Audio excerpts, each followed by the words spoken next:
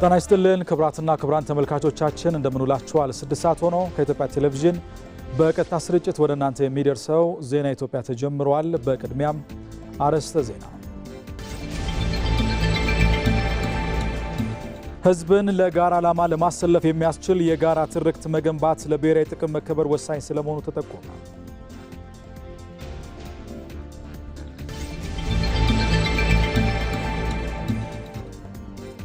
በአማራ ክልል በሰላም እጦቱ አጋጥሞ የቆየው የኢኮኖሚ መቀዛቀዝ እንዲሻሻል የንግዱ ማህበረሰብ ከፍተኛ ሚና መወጣቱ ተገለጸ።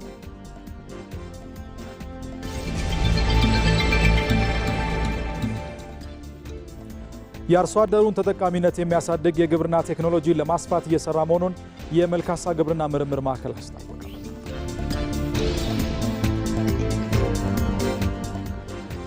ቆይታችሁን ከኛ ጋር ስታደርጉ እነዚህና ሌሎችም ዜናዎች ወደ እናንተ ይደርሳሉ። አሸናፊ እንዳለነኝ አብራችሁን ቆዩ።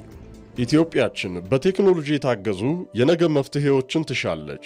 እርስዎ ሶፍትዌር አልሚ ኖት ወይስ የሃርድዌር ኢንጂነር ወይንስ ደግሞ የመረጃ ሳይንቲስት? በኤአይ፣ በፋይናንስ፣ በጤና ወይስ በግብርና በየትኞቹ ዘርፎች ለሀገራዊ ችግሮች የዲጂታል መፍትሄን አስበዋል? የኢትዮጵያ ብሮድካስቲንግ ኮርፖሬሽን የፈጠራ ሐሳቦ ወደ ስኬታማ ቢዝነስ የሚቀየርበትን ታላቅ መድረክ አዘጋጅቷል። ከባለ ሀብቶችና ከአጋር ተቋማት ጋር እናገናኘዎታለን። የቴክኖሎጂ ሐሳቦትን እንሸልማለን። ዕድሜው ከ15 ዓመት በላይ ከሆነ በግል ወይም በቡድን በመሆን አሁኑኑ ይመዝገቡ። ሀገራዊ ችግሮችን በቴክኖሎጂ ይፍቱ። እርሶም የዓመቱ ቴክኖሎጂስት ይሆኑ። የኢቢሲ የቴክኖሎጂ ስታርታፕ የፈጠራ ውድድር ለኢትዮጵያ የፈጠራ ስነ ምህዳር በር ከፋች። ማሳሰቢያ፣ ተሳታፊዎች በግል ወይም ከ3 እስከ 6 አባላት ባለው ቡድን መቅረብ ይችላሉ። በዋናነት ሶፍትዌር ላይ ያተኮሩ እንደ ኤአይ፣ አይኦቲ እና ኢኮሜርስ ያሉ የዲጂታል ቴክኖሎጂዎችን ለውድድር ይዞ መቅረብ ይቻላል። ምዝገባው ለዚሁ ተብሎ በተዘጋጀው ethioStartupEBC.org.ኢቲ ላይ መመዝገብ ይችላሉ። ያለን ቦታ ውስን በመሆኑ ቀድመው አሁኑኑ ይመዝገቡ። ኢትዮ ስታርታፕ። በአማራ ክልል በሰላም እጦቱ አጋጥሞ የቆየው የኢኮኖሚ መቀዛቀዝ እንዲሻሻል የንግዱ ማህበረሰብ ከፍተኛ ሚና መወጣቱ ተገለጸ። በባህር ዳር ከተማ አስተዳደር ለሰላም ዘብ ቆማለሁ የልማት አርበኛ እንሆናለን በሚል መሪ ሀሳብ የንግዱ ማህበረሰብ ያሳተፈ የውይይት መድረክ እየተካሄደ ነው። በመድረኩ ከተማዋ ሰላሟን አስጠብቃ የልማት ስራዎች እንድታፋጥን ገቢን በማሳደግ እንዲሁም ለሰላም ዘብ በመሆን የንግዱ ማህበረሰብ የተወጣውን ኃላፊነት አጠናክሮ እንደሚቀጥልም ተነስቷል። በዚህ ጉዳይ ላይ ተጨማሪ መረጃ ልታደርሰን ሪፖርተራችን ራሄል ፍሬው በቀጥታ መስመራችን ላይ ትገኛለች። ራሄል እንደምን ውለሻል? እየተካሄደ በሚገኘው የሰላም መድረክ በንግዱ ማህበረሰብ የተነሱ ሀሳቦች እንዴት የሚገለጹ ናቸው? የተላለፉ መልእክቶችንም ጨምረሽ ልታጋሪ ትችላለሽ? አመሰግናለሁ። እንግዲህ ዛሬ በባህር ዳር እየተካሄደ የሚገኘው የንግዱ ማህበረሰብ የተሳተፈበት የሰላምና የልማት መድረክ በከተማ አስተዳደሩ እየተከናወኑ ከሚገኙ መድረኮች አንዱ ነው። ለመጪዎቹ 3 ሳምንታት የሚቀጥል የሰላም መድረክ በባህር ዳር ከተማ እየተካሄደ ነው የሚገኘው። በዛሬው መድረክ እንግዲህ የንግዱ ማህበረሰብ የተሳተፉበት ነው። የንግዱ ማህበረሰብ ባለፉት 2 ዓመታት በክልሉ አጋጥሞ በነበረው ችግር ከፍተኛ የሚባለውን ዋጋ ከፍለዋል። በተለይም ደግሞ የንብረት ውድመት ብሎም ደግሞ መንገዶች ዘጋጉ በነበረ ጊዜ ለማህበረሰቡ በቂ የሆነ ግብአት ማቅረብ ባለመቻል የንግዱ ማህበረሰብ ኢኮኖሚው መቀዛቀዙ እጅግ ጎርቶት ነው የቆየው። እንደ ማህበረሰብ አካልም ሰፊ የሆነ ጉዳት አስተናግደዋል። ሆኖም ይህ እንዲያንሰራራ በተለይም ደግሞ በመድረኩ በስፋት እንደተገለጸው በዚህ አካባቢ ይታይ የነበረው የጸጥታ ችግር የምርቶች አቅርቦትን ያስተጓጉል በነበረበት ጊዜ በቁርጠኝነት አርሶ አደሩ ማሳ ድረስ በመግባት ከፍተኛ የሆነ የንግድ እንቅስቃሴ እንዲጀመር በማድረግ በከተማ ውስጥ ደግሞ የቱሪዝም እንቅስቃሴው እንዲዳብር እንዲሁም የሚሰሩ የልማት ስራዎች ተገቢ የሆነ ግብአቶች እንዲቀርቡላቸው በማድረግ በኩል ከፍተኛ የሆነ ቁርጠኝነት ማሳየታቸው ነው በመድረኩ ላይ የባህር ዳር ከተማ አስተዳደር ምክትል ከንቲባ አቶ አስሜ ብርሌ የገለጹት። ለዚህም ለንግዱ ማህበረሰብ ያላቸውን አድንቆት ገልጸዋል። በተለይ በከተማ ላይ የሚሰሩ የልማት ስራዎችን የንግዱ ማህበረሰብ ተዘዋውሮ እንዲጎበኙ በተደረገበት ጊዜ ለዚህ የተከፈለ ዋጋ በመሆኑ የከፈልነውን ዋጋ ልክ ለከተማችን ለልጆቻችን ለትውልድ እንደከፈል ነው ይቆጠራል በሚል ነው ያነሱ የነበረው። ስለሆነም በዚህ መድረክም ይህ ምስጋናን የተቸራቸው በመድረኩ የንግዱ ማህበረሰብ አባላት በርከት ያሉ ሀሳቦችን አንስተዋል። ቀደም ብዬ እንዳነሳሁት የሰላም ችግሩ የፈጠረባቸውን የኢኮኖሚ ጫናዎች ብሎም አሁንም ድረስ ምርቶችን ከመርካቶ ከተለያዩ አካባቢዎች ወደ ባህር ዳር ለማስገባት የሚደረገው ጥረት ላይ ያሉ ተግዳሮቶችን አንስተዋል። እነዚህ ሊቀረፉ የሚገባቸው ተግዳሮቶች ውስጥ እንዲቀረፉ ከመንግስት ጋር አብረው እየሰሩ እንደሚገኙ ነው ያነሱት። አሁንም የሰላሙን እንዲጠናከር ያላቸውን ቁርጠኝነት የከተማው ልማት እንዲጠናከር በገንዘብ በጉልበት በመደገፍ ረገድ ያላቸውን ቁርጠኝነት ጭምር ያረጋገጡበት መድረክ ነው። እንግዲህ በመድረኩ የተገኙ የስራ ኃላፊዎችም ያጋጠመው የነበረው ችግር ምን አይነት መልክ ነበረው፣ እንዴት ሊቀለበስ ቻለ፣ አሁን ድረስ ደግሞ ምን አይነት ትብብር ይፈልጋል በሚሉ ጉዳዮች ላይ የመወያ ጽሁፍ ቀርቦ ውይይቶች ተደርገዋል። የንግዱ ማህበረሰብ ያነሷቸው ጥያቄዎች አሁንም እንደቀጠሉ ናቸው። ከሰዓት የሚቀጥለው መድረኩ በዋናነት ደግሞ የተነሱ ሀሳቦች በጋራ የሚፈቱ መሆናቸው ከንግዱ ማህበረሰብ ጋር በቅርበት በመስራት ሊፈቱ የሚገቡ መሆናቸውን የከተማ አስተዳደሩ እንደሚያምንበት ነው የተገለጸው። በተለይም ደግሞ በከተማው አሁንም የሚታዩ እንቅስቃሴዎችን የሰላም ጸር የሆኑ እንቅስቃሴዎችን በመታገል ረገድ ህገወጥ የንግድ እንቅስቃሴዎችን እንዲሁም ደግሞ ያልተገባ ጥቅም ለማግኘት የሚሳተፉ አካላትን ከህገወጥ ድርጊታቸው እንዲመለሱ በማድረግ ረገድ ህጋዊ ሆነው የሚሰሩ የንግዱ ማህበረሰብ አባላት ከፍተኛ ኃላፊነት እንዳለባቸው ተገልጿል። ግብር በመክፈልም እንግዲህ እንደሚታወቀው ግብር ለአንድ ሀገር ኢኮኖሚ ምሰሶ ነው። ለዚህ ከተማ የሚከፍሉትን ግብር ደግሞ በኮሪደር ልማት በስማርት ባህር ዳር ፕሮጀክቶች በአንድ ሞሰብ አገልግሎት በተግባር ያዩት ያለ በመሆኑ ግብር መክፈልን እንደ አንድ የዜግነት ግዴታ የንግዱ ማህበረሰብ በታማኝነት የመክፈል ኃላፊነት እንዳለበትም ተነስቷል። በርከት ያሉ ሀሳቦች በመድረኩ እየተነሱ ነው የሚገኙት። በሌላ የዜና ሰዓታችን እነዚህን ሀሳቦች ደግሞ ሰብሰብ አድርገን እንመለስባቸዋለን። ለአሁን ያለ መረጃ ይህንን ነው የሚመስለው። አመሰግናለሁ። ራይል ለመረጃዎች እናመሰግናለን። የሴቶችና ማህበራዊ ጉዳይ ሚኒስቴር ከኢትዮጵያ እስልምና ጉዳዮች ጠቅላይ ምክር ቤት ሰብአዊነት ላይ በጋራ ለመስራት ተፈራረሙ። በፊርማ ስነ ስርዓቱ ላይ የተገኙት የሴቶችና ማህበራዊ ጉዳይ ሚኒስትር ዶክተር ኤርጎጌ ተስፋዬም የረመዳን ወር የጾም የጸሎትና የይቅርታ ወር በመሆኑ ይህን አጋጣሚ ተጠቅሞ ወገንን ለመደገፍ መነሳሳት ትልቅ ትርጉም አለው ብለዋል። ውስብስብ የሆኑ ማህበራዊ ችግሮችን በአንድ ተቋም ብቻ መፍታት እንደማይቻልና መፍትሄው ያለው እጅ ለእጅ ተያይዞ በጋራ መቆም ላይ መሆኑንም አስገንዝበዋል። የኢትዮጵያ እስልምና ጉዳዮች ጠቅላይ ምክር ቤት ፕሬዝዳንት ሼህ ሀጂ ኢብራሂም ቱፋ በበኩላቸው መረዳዳትና አብሮነት የሰው ልጅ የሞራል ግዴታ መሆኑን ገልጸዋል። ስምምነቱ በሁለቱ ተቋማት ብቻ የማይወሰንና ሌሎች የማህበረሰብ ክፍሎችንም የሚያሳትፍ ስለመሆኑም ተናግረዋል።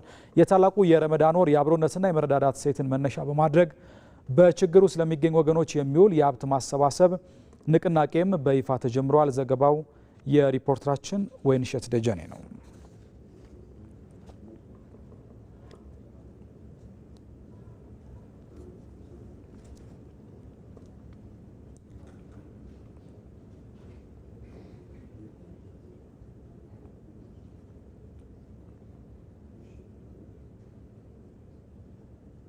ተመልካቾች አሁን ደግሞ በዝርዝር ወደምንመለከታቸው ጉዳዮች አልፈናል። በአንድ ሀገር ማህበራዊ ኢኮኖሚያዊና ፖለቲካዊ ጉዞ ውስጥ ምርጫ ተራ የድምፅ አሰጣጥ ብቻ ሳይሆን የሚቀጥለው ትውልድ የሚረከባት ሀገር እጣ ፈንታ የሚወሰንበት ነው። ምርጫና ሀገር ግንባታ በትውልዱ አይን እንዴት ይታያል የሚለውን ሰናይት ብርሃኔ ተመልክተዋለች።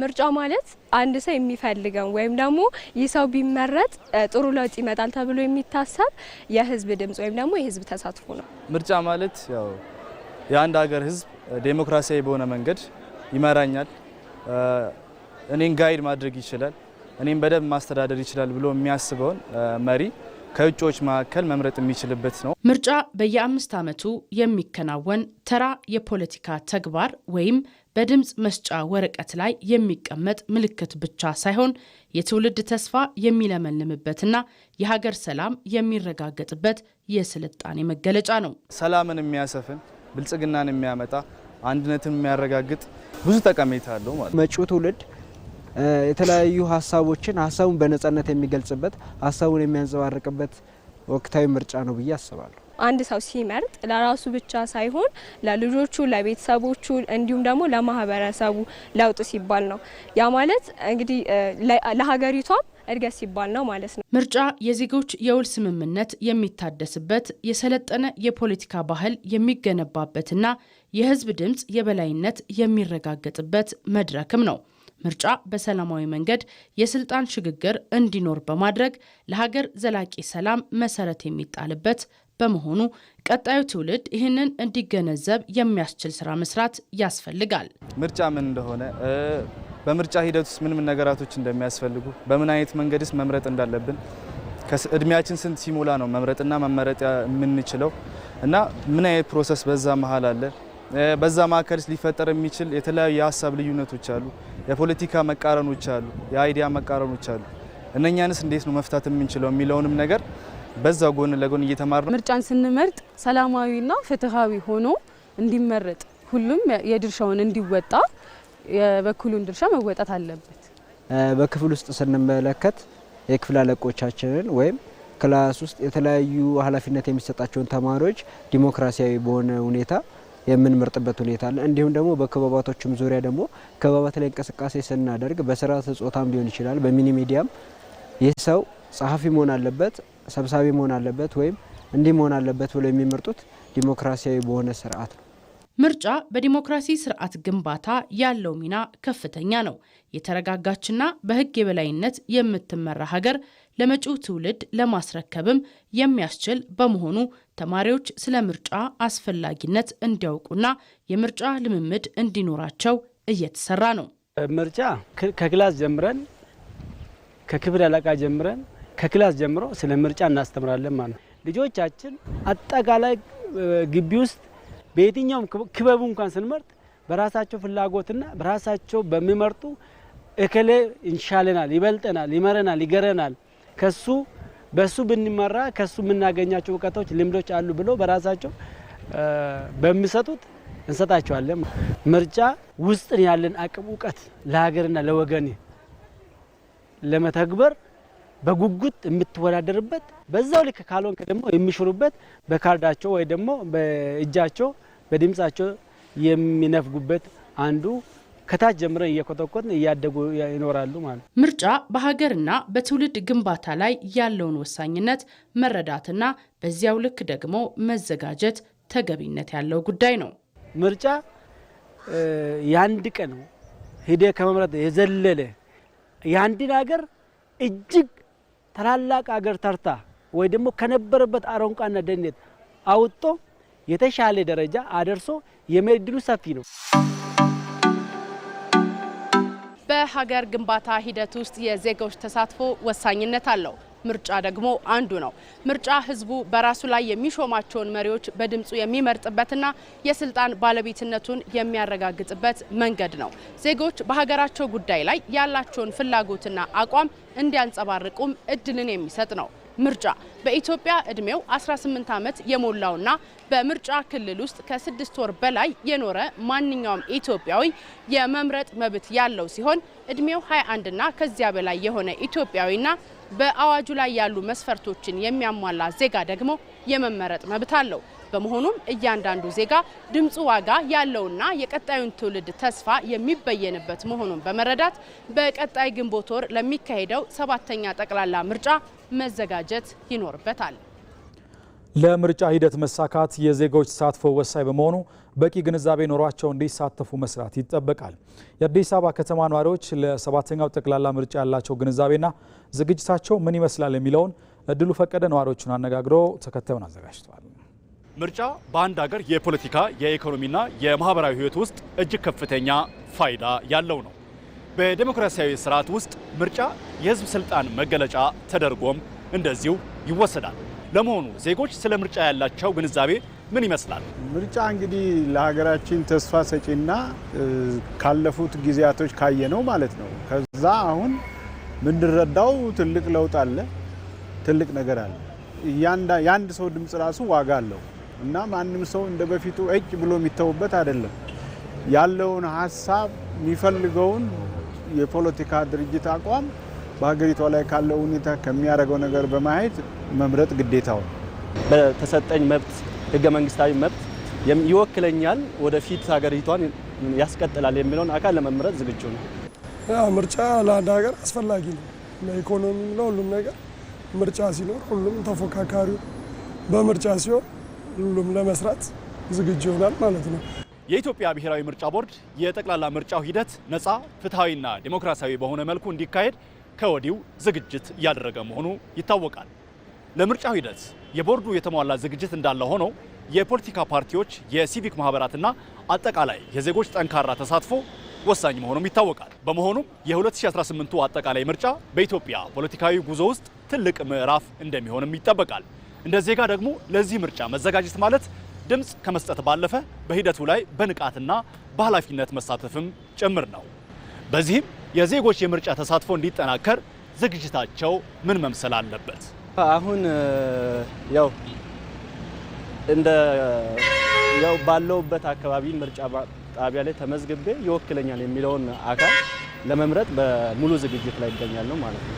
በጥሩ መልኩ እየተዘጋጀን የአሁኑ ምርጫ ለየት የሚያደርገው ነገር አለ። ብዙ ነገሮቹ ግልጽ ናቸው። ፍትሃዊ በሆነ መልኩ ነው ምርጫው የሚካሄደው። እኔ በጣም ብዙ ዝግጁ ነኝ። በኢትዮጵያ ለሚካሄደው 7ኛው ጠቅላላ ምርጫ ሁሉም ለነፃና ዲሞክራሲያዊ ምርጫ ራሱን በማዘጋጀት የፖለቲካ ባህል እንዲጎልብት በሰለጠነ መንገድ ተሳትፎ በማድረግ የኢትዮጵያን ብሩህ ተስፋ እውን ማድረግም ይጠበቃል። ምርጫ 2018 የፖለቲካ ፓርቲዎች የክርክር መድረክ ከኢትዮጵያ ብሮድካስቲንግ ኮርፖሬሽን። አዲስ አበባንና ሌሎች ከተሞችን ስንመለከት የሚታይ ለውጥ አለ፣ የሚዳሰስ ለውጥ አለ።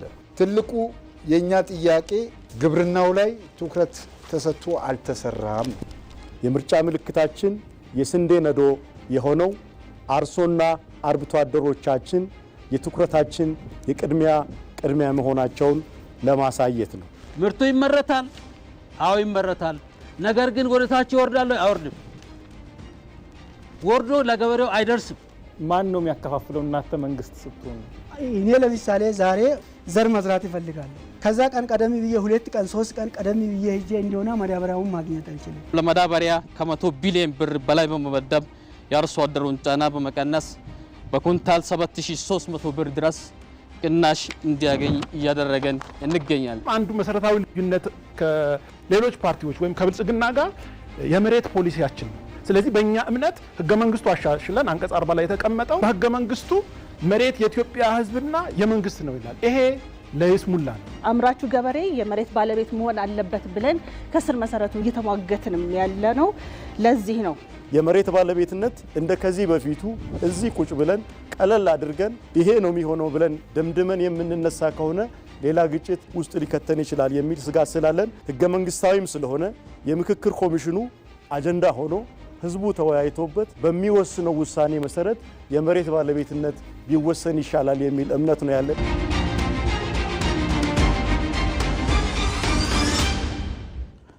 ተመልካቾች ዜና ኢትዮጵያ እንደቀጠለ ነው። ህዝብን ለጋራ ዓላማ ለማሰለፍ የሚያስችል የጋራ ትርክት መገንባት ለብሔራዊ ጥቅም መከበር ወሳኝ ነው። በተለይም በታላቁ የህዳሴ ግድብና በባህር በር ጉዳዮች ላይ የሚሰነዘሩ የውጭ ጫናዎችን ለመመከት የማይተካ ሚናም ይጫወታል። ወይንሸት ደጀኔ። ትርክት አንድን ማህበረሰብ ለጋራ ዓላማ ለማሰለፍና የዜጎችን ስነ ልቦና ውቅር ለመቅረጽ ወሳኝ ስልት ነው። ትርክት ሀገራዊ ጉዳዮች የሚተገበሩበትን የልቦና መደላደል የሚፈጥር የአእምሮ ጉልበትም ጭምር ነው። በተለይም ነጠላ ትርክት ማህበረሰቡን በአጥቂና ተጠቂ ጎራ በመከፋፈል በህዝቦች መካከል የጥርጣሬ ግድግዳ እንደሚገነባ ለዘመናት ኢትዮጵያ ያለፈችባቸው መንገዶች ማረጋገጫ ናቸው። ይህን ክፍተት የውጭ ኃይሎች ለራሳቸው ፍላጎት እየተጠቀሙበት እንደሚገኝም ከእይታ የተደበቀ አይደለም። በተለይ በታላቁ ህዳሴ ግድብና በባህር በር ጉዳይ ላይ ፍላጎት ያላቸው አካላት የውስጥ ልዩነቶችን እንደ መግቢያ ቀዳዳ ሊጠቀሙበት ደፋ ቀና ሲሉ ማስተዋል ይቻላል። የወል ትርክት ለሁላችንም ለኢትዮጵያውያኖች የሚበጅ ትርክት ነው። አንደኛ የጋራ ማንነቶች እንዲኖረን የሚያደርግበት ሁኔታ ነው ያለው። ሁለተኛ ወጣቱ ወደፊት ተስፋ ኖሮት ደግሞ አገሩን ወደፊት የሚፈልጋትን ኢትዮጵያ በጋራ የመገንባትን ሁኔታ የሚያሳካ ጉዳይ ነው። እንዲሁም ደግሞ የተለያዩ ካሁን በፊት የነበሩ ቁርሾችን፣ ቁስሎችን የሚያክምና ወደ አንድነት የሚያመጣ ነው ብዬ ነው የማስቀመጥ የምፈልገው። ምክንያቱም ኢትዮጵያ እንደምታውቀው የ80 በላይ ብሔረሰቦች ሀገር ነች። የተለያዩ ባህል፣ ሃይማኖቶች ያቀፈች ሀገር ነች እና በተለያየ ጊዜ በነበሩ መንግስታቶች አንደኛው የሚያሞግስበት፣ ሌላኛው ደግሞ ተበድያለሁ ብሎ የሚያይበት ሁኔታ ነው ያለው። ስለዚህ የጋራ ማንነትን ለመገንባት የጋራ ትርክት ሊኖርን ይገባል። ጠንካራ የሆነ ሀገረ መንግስት ለመገንባትም ጥሩ የሆነ አስተዋጽኦ ያደርጋል የሚል እምነት ነው ያለ። ኢትዮጵያ ሲበረድ የፖለቲካ ችግራችን ብዙ ነው እና ይህንን መጠገን የምንችለው ጽንፍን በመያዝ ሳይሆን የመሀልን መንገድ በመያዝ ብሎ ነው መደመር እየተነሳ ያለው እና ከመደመር እስከ መደመር መንግስት ያለው መንገድ ተከታታይ መጽሐፎቹ ይህን ነው የሚያነሱት። ብዙ ነን አንድም ነን የሚለውን ነገር ነው የምንይዘው ማለት ነው። የጋራ ትርክት መገንባት አለብን። ምንም ልዩነት ይኖርን ይሆናል፣ የፖለቲካ ልዩነት ይኖርን ይሆናል፣ የአስተሳሰብ ልዩነት ይኖርን ይሆናል፣ በፖለቲካ ፓርቲ እንለያይ ይሆናል። ነገር ግን በሀሳብ እንከራከር፣ አብረን እንስራ፣ ኑ ወደ መሀል እያልን ነው። ይህንንም ለመመከት ታዲያ መደመር መገለልን አውግዞ አብሮነትን የሚያነግስና በጋራ ትርክት ላይ ተመሰረተ ጉዞ ሆኗል። ፖሊሲ የትርክቱ ስጋ፣ ትርክቱ ደግሞ የፖሊሲው መንፈስ በመሆን ሀገራዊ ተስፋን ለማለምለም ለኢትዮጵያ የመፍትሄ መንገድ ሆኗል። ለማደግ ሀብታችን መጠቀም መቻል አለብን። ሀገር በሚጠቅም መልኩ የሚሰሩ ሀብቶች ሁልጊዜ የጋራ አጀንዳዎቻችን ናቸው። እነዚህ መደገፍ መቻል ያስፈልጋል። በጋራ ተያይዘን ስንመጣ አብሮ ማደግ የምንችልበት የጋራ አጀንዳ የምንላቸው እነዚህ ትልልቅ ለሀገር የሚጠቅሙ ሜጋ ፕሮጀክቶች ሲሰሩ በጋራ ስንቆም ነው። ሀብት ለመፍጠር የሚደረጉ እንቅስቃሴዎች በሙሉ የጋራ አጀንዳ ሊሆኑ ይገባል። ለምሳሌ በቅርቡ የማዳበሪያ ፋብሪካ፣ የነዳጅ ማውጣት፣ የጋዝ ምርት ለመስራት የሚደረጉ እንቅስቃሴዎች አሉ። እነዚህ ከፖለቲካ ሳቤ በላይ ናቸው። እኔ እንደ አንድ ኢትዮጵያ እንደ ዜጋ ማነስ አለ ማለት ነው። ይሄ የጋራ ትርክት የሚሆን ጉዳይ ነው። ትርክት ዝም ብሎ ታሪክ ማውራት አይደለም፣ ይልቁንም ህዝብን ለጋራ ግብ የማነቃቂያ ስልት እንጂ። ለረጅም ጊዜ የዘለቀውና አንዱን አጥቂ ሌላውን ተጠቂ የሚያደርገው ነጠላ ትርክት የጋራ ቤታችንን ሲንድ ቆይቷል።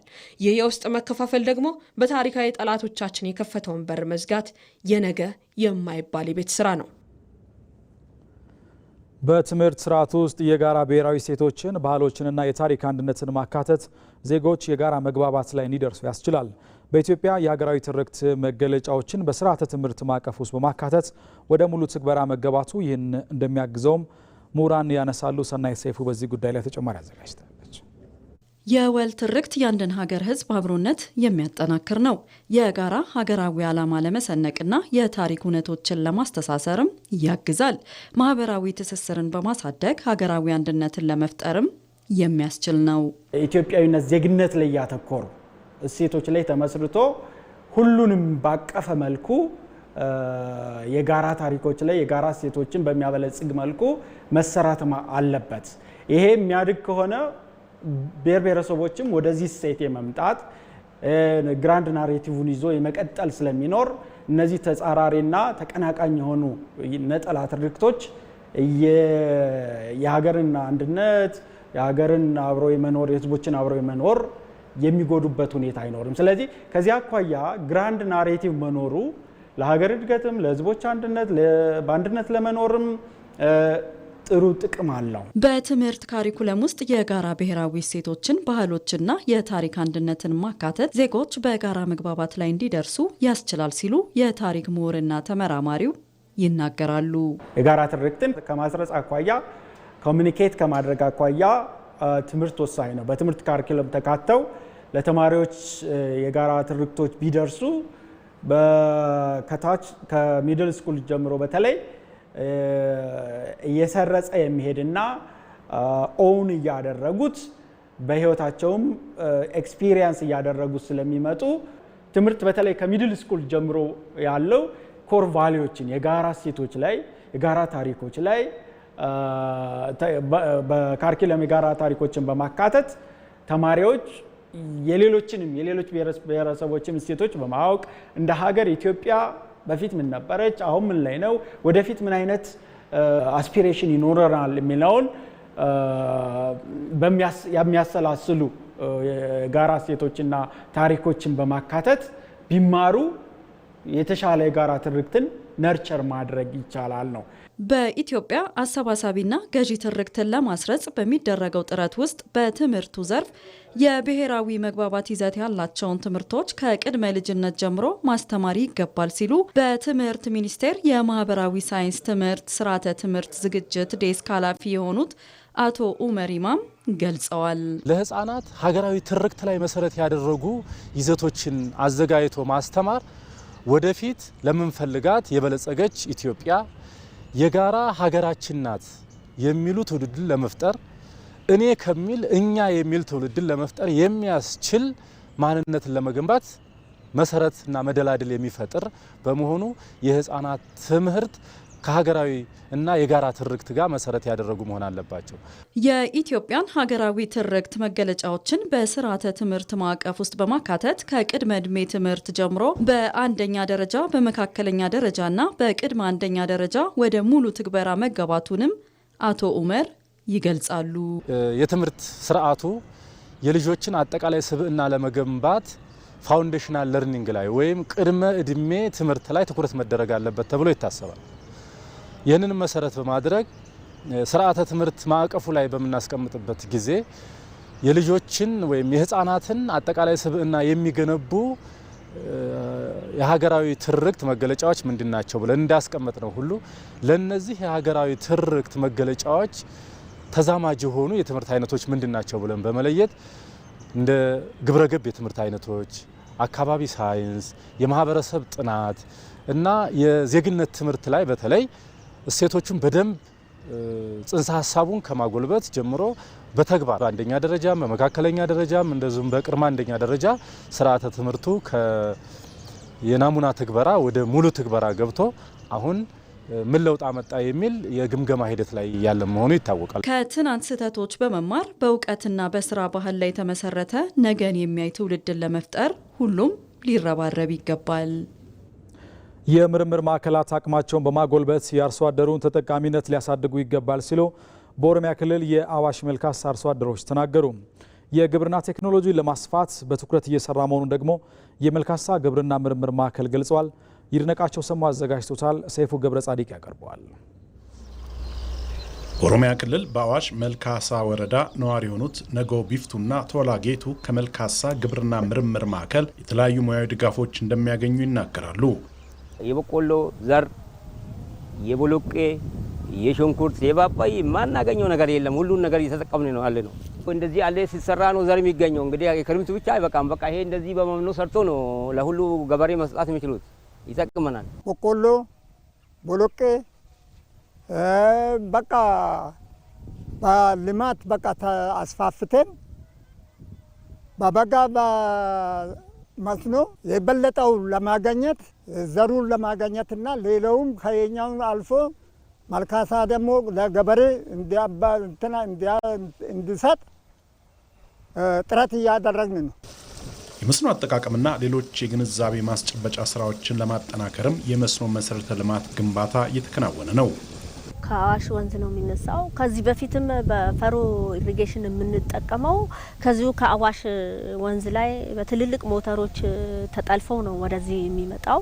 ያንን ተጠቅመን ነው አሁን በፈሮ ኢሪጌሽን የምናመርት የነበረው። አሁን ደግሞ በሚስፋፋው ኢሪጌሽን ላይ ስፕሪንክለር አለ፣ ድሪፕ ኢሪጌሽን አለ፣ አስዌል ፈሮ ኢሪጌሽኖች አሉ። እነዚህ አመቱን ሙሉ እንድናመርት ይረዱናል ማለት ነው። የተለያዩ ፕሪቬዚክ ሲዶችን እናመርታለን። እንደ ቆላ ጥራጥሬ፣ ከቆላ ጥራጥሬ ውስጥ የቦለቄ የተለያዩ ዝርያዎች፣ የማሾ የተለያዩ ዝርያዎች። ማዕከሉ ለሚያከናውናቸው የምርምር ተግባራት ፕሮጀክቱ ትልቅ አቅም ይፈጥራል ሲሉ የመልካሳ ግብርና ምርምር ማዕከል ዳይሬክተር ዶክተር አማረ ፉፋ ይገልጻሉ። መስኖ አይነቶችን ከውስጥ የያዘው ነው። የድሪፕ ኢሪጌሽን የምንለው፣ ስፕሪንክለር የምንለው፣ ፋሮ ኢሪጌሽን እና ሁለቱንም አንድ ላይ በጣም ዘመናዊ የሚባሉ የመስኖ መሰረተ ልማት እየተዘረጋ ነው ያለው። ይህ ማለት ቴክኖሎጂ የምናቀርባቸው ቴክኖሎጂዎችን በሰፊ የምናቀርብ ምናልባትም የምርምር ስራዎች ረጅም ጊዜ ክረምት ዝናብን ጠብቀ የምንሰራው ረጅም ጊዜ የሚወስድ ከሆነ በአመት 2-3 የመሞከር ስለምንችል ያንን ጊዜም ሊያሳጥርልንም ስለሚችል ከኛልም አልፎ ምናልባትም የአካባቢ ማህበረሰብም የሚጠቅም እንደ ሀገርም ትልቅ ሀብት የሆነ ትልቅ መስኖ አውታር ነው እንግዲህ እየተገነባ ያለው። ማዕከሉ የአርሶ አደሩና የማህበረሰቡን ችግር የሚፈቱ ስራዎችን ለማጎልበት በትኩረት ይሰራልም ብለዋል። ተመልካቾቻችን ዜና ኢትዮጵያ እንደቀጠለ ነው። በተከታይነት የቢዝነስና የስፖርት ዘገባዎች ወደ እናንተ ይደርሳሉ። ከኔ ጋር በምዕራፍ 2 7 ሰዓት ላይ እንገናኛለን።